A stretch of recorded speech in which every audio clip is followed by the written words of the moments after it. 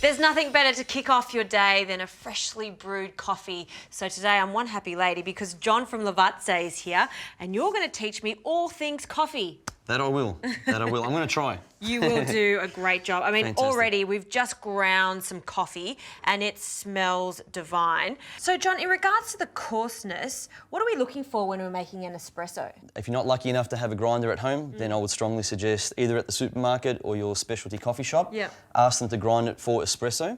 Espresso grind is generally somewhere in the middle. If it's really fine, it's normally your Greek or Turkish coffee. So really rich, thick, very thick, intense It's flavour. super strong and very, very fine. You can make roads out of that stuff. It's so thick. Then on the other side, you can get it really coarse, which is perfect. The hipsters love it. You can use it for cold drip, V60s, Chemex, siphons, all those kind of things. All right, well, let's make an espresso. I'm getting a party. Excellent. Let's do it. So firstly, to get a good espresso at home, you need to start with a clean machine. Needs to be said because it will affect the quality of your brew. It's all about taste. Everything comes back to taste. So with a clean machine, you start off, take out your group handle and purge. Clean that out. Yep, and a little wipe out so it's hot and dry. Okay. We need to come over to our machine, dose. See, this is where I go wrong at home. I sometimes overfill it and think that that's a good thing. And then when I start to tamper it, I squish it in there really tight. Is that quite wrong to do that? Look, it's a common thing. Many of us at home have done that at some point for sure. Yeah. But what I would encourage is once you load up your coffee grind in this, give it a little hit so it collapses all the coffee and it declumps. Then you would shave out the excess. So just brush it off like that, like just you brush did. it back off straight into your doser. From this point here, hold it with one hand, tamper over the top. I would suggest just gently at first. I'm like, Just gently at first so you have it nice and flat. Then pistol grip where the ears are, and then grip that, bit of pressure and quarter turn to keep it nice and flat. You twist it. Yes, you do, just to polish the top of it. There you so it's go. nice and clean. 15 to 20 kilos is normally a good pressure to aim Great for. indication. So from this point, we need to carefully put it into our machine and be ready to hit the button straight away. What happens if you don't press it straight away? If you don't press the button straight away, the temperature will basically sear the coffee and then you won't have the right flow. And coffee oxidizes when it sees the air, touches the air, so you do want to be quick. So tampering it and getting it brewed straight away is key. Correct. Because whatever we're doing, we want to experience it at its best. It smells good. There we go. Oh, so this is what you classify as the crema? The crema. So the golden layer on the top, there's heaps of flavours packed inside of that. So you'll notice there's a beautiful aroma. It's unbelievable. Unreal. It's nutty, it's caramelly. When you get a sign when you don't have the crema, it means that you haven't done those steps correctly. Okay, right? I'm glad you asked that actually, because now you've struck a nerve with me. Get ready for this. Honestly, if your coffee is stale, let's think about Nonna's Holiday House blend that's been there for about 6 months. Don't use it. It's best to get smaller amounts and use it more frequently. Just like any spice, you want to use them fresh and you want to grind them fresh and you'll get the best result. Very much so. All right, John, well, that's an espresso and I love to have that with a little piece of chocolate at night time or after lunch or after a big dinner. I love it. But sometimes I feel like a little latte. Can you show me how to make a latte? And I'll keep sipping on this one because it's so good.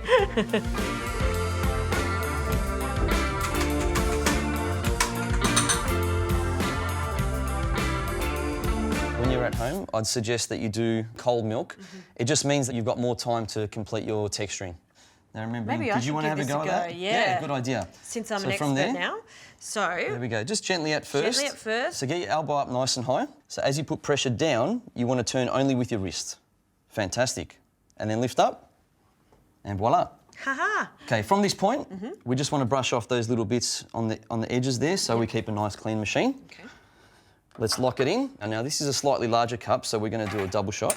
So even if it's got 2 spouts, you can still do 1 shot if you choose to. Yeah, so if you like your coffee weak, perhaps only catch 1 espresso shot. Because normally if it's a double spouted group handle, it'll have a deeper basket. So everything's double. Right. So John, how did I go? Did I tamper that correctly? We've got nice crema. What I love about that is that the crema is nice and rich and it looks quite generous. Yes. Fantastic. Okay, Good now for job. the milk. Okay, before you actually texture, let's make sure we purge all the extra water out of here. There we go, let off a bit of steam. Now I've got 3 basic steps that I like to go by, and that is slurp, swirl, and then count your seconds when you feel that it's hot. Right. Sounds easy enough? So the first part is where we want our steam tip just slightly submerged, and once we've got that, let's turn it on. Full speed, lower it slightly, So that's the slurp. And now we tuck it in so we've got a swirl. Can you see that? Yeah, and it's not too loud now. It's not going shh. No, we It's don't have the just a screaming nice- jets. No screaming jets. Now that it's hot, I count 1, 2, 3, turn it off. Yeah. And then if there are any little bubbles there, you can give it a little tap. Yeah. And always clean this Straight away, yeah. and purge afterwards. Keeping that machine clean, which means you'll get the better result in your coffee.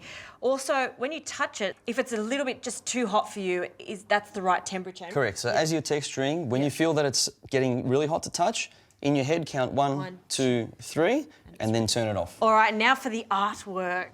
This is where let's I try also this. struggle. So ideally, we want to roll our milk around a little bit like this. Okay. So it thickens up a little bit like a nice carbonara sauce. And this is a nice, beautiful, tight bubbles. They're not everywhere. Of course. You know what it reminds me of? Meringue. There we go. Hey, that's a good one. I'm going to steal that. So the first thing is to try to protect the crema. So hit the centre of the crema and a few little swirls like this. Then you lower the jug. The crema comes out. And then Gorgeous. Have a look at that. It's a love heart. There So we go. romantic. very, very nice. Well, I'm gonna have a taste of this.